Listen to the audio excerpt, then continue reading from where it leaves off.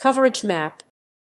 Coverage maps are designed to indicate the service areas of radiocommunication transmitting stations. Typically, these may be produced for radio or television stations, for mobile telephone networks, and for satellite networks. Such maps are alternatively known as propagation maps. For satellite networks, a coverage map is often known as a footprint. Definition of coverage. Typically, a coverage map will indicate the area within which the user can expect to obtain good reception of the service in question using standard equipment under normal operating conditions.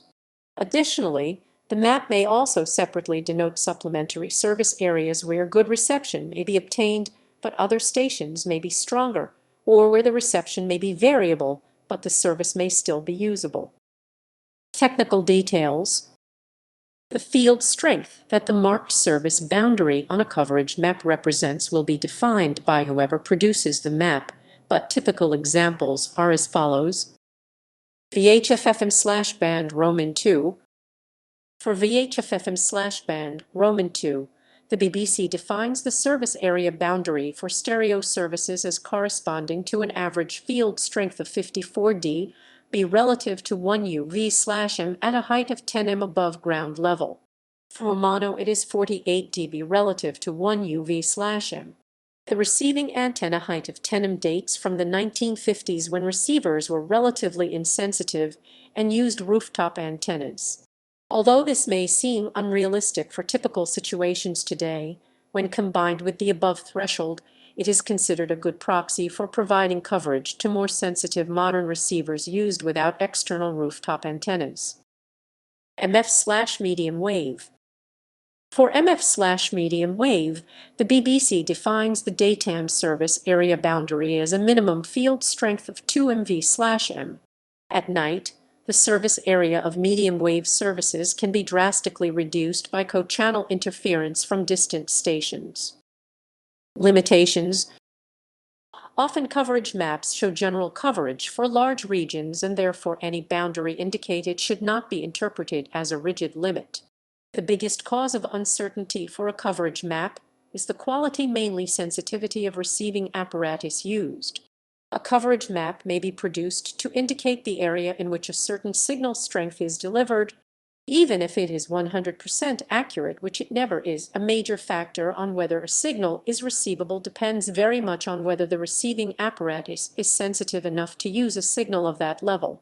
Commercial receivers can vary widely in their sensitivity, thus perception of coverage can vary widely.